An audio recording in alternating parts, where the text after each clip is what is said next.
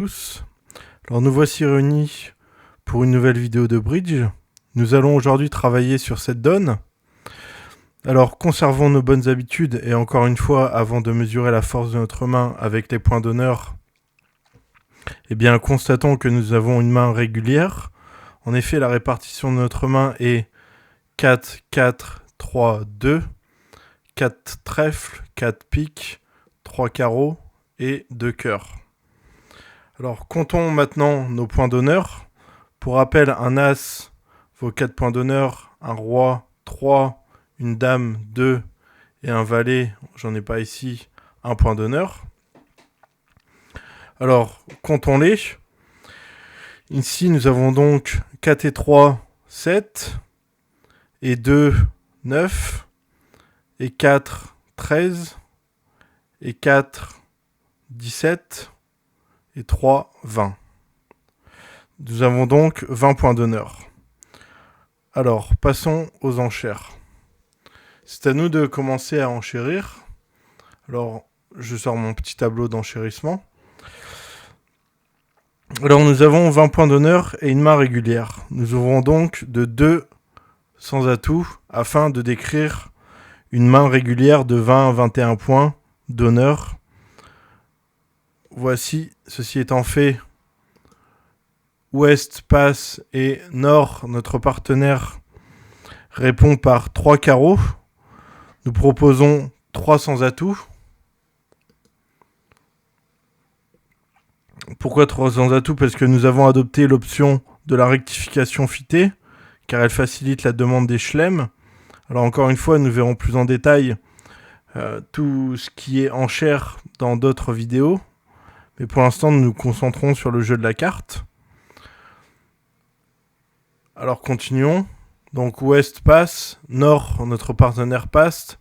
Donc finalement, nous allons jouer une manche à 3 sans atout. Alors commençons.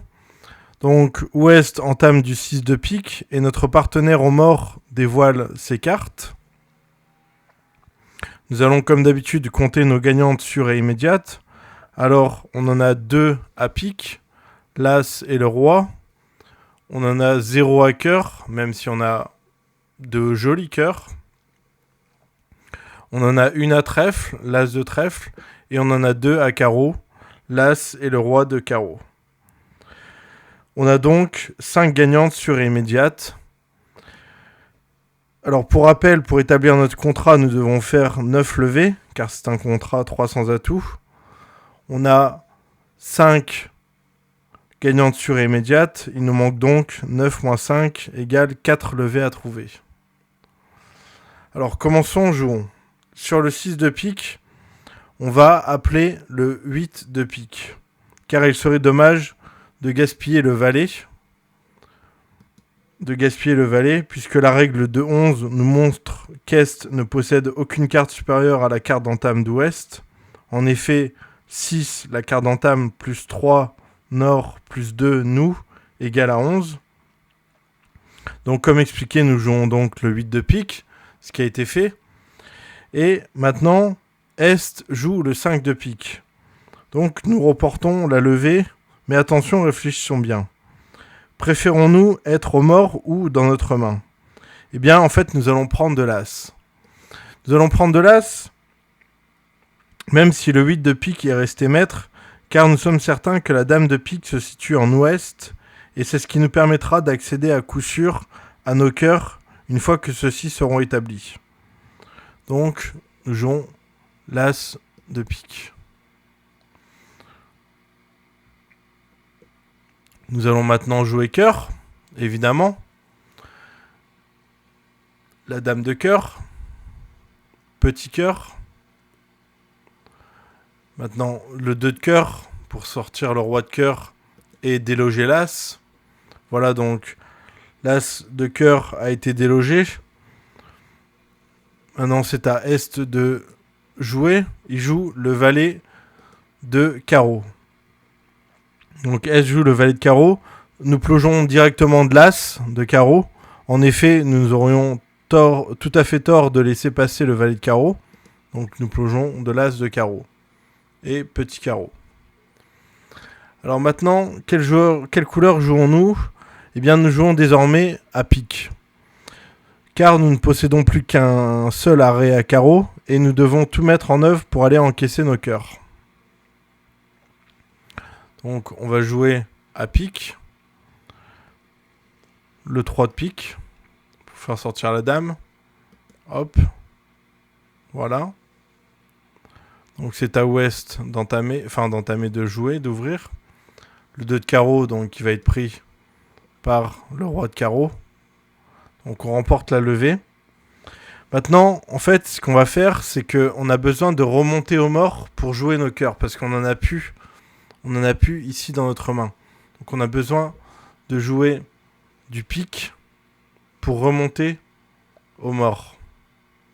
Donc on va jouer le 4 de pique, sachant que là c'est la dame sans passer. On va pouvoir prendre avec le valet de pique et on va pouvoir jouer depuis le mort.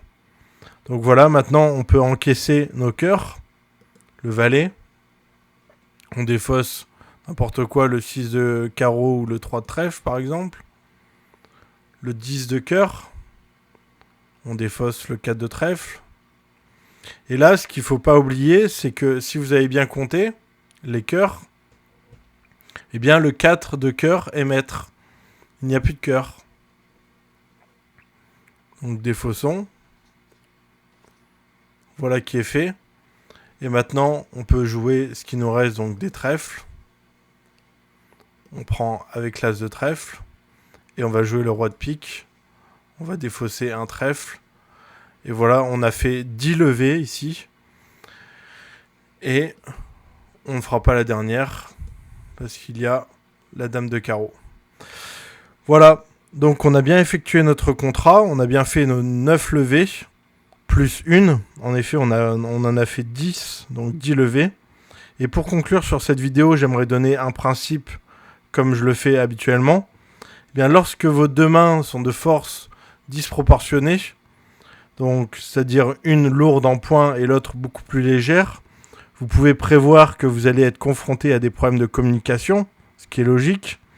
Fort heureusement, un certain nombre de techniques peuvent venir à votre secours, et l'une d'entre elles que l'on a vue aujourd'hui consiste à remporter délibérément un pli plus haut que nécessaire, afin de vous assurer une rentrée qui vous permettra de rejoindre ultérieurement l'une de vos deux mains en fonction de vos intérêts. Voilà pour le principe, voilà pour cette vidéo et cette donne. Et j'espère que cette vidéo et cette donne vous auront plu et vous seront utiles.